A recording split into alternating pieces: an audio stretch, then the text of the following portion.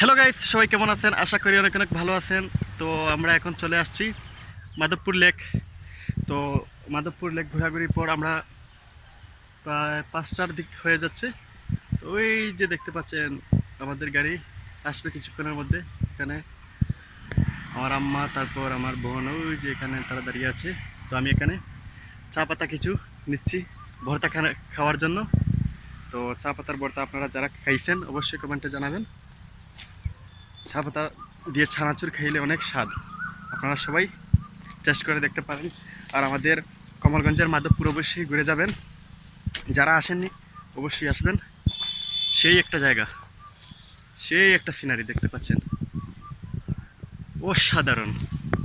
এখানে আমরা প্রায় অনেক সময় প্রতি মাস 2 মাস পর পর আসি, ঘুরিয়ে যাই, বেরিয়ে যাই। আমাদের বাড়ির একদম পাশে, কিন্তু আমাদের বাড়ি থেকে প্রায় 3-4 কিলো হবে।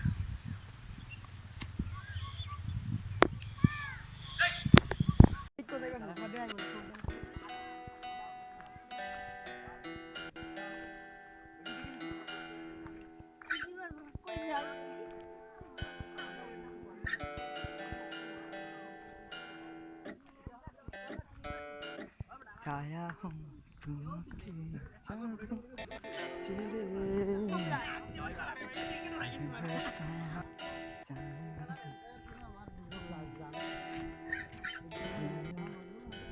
লাকি ভাই, লাকি হাঁটো, বড় ভাই হাঁটো।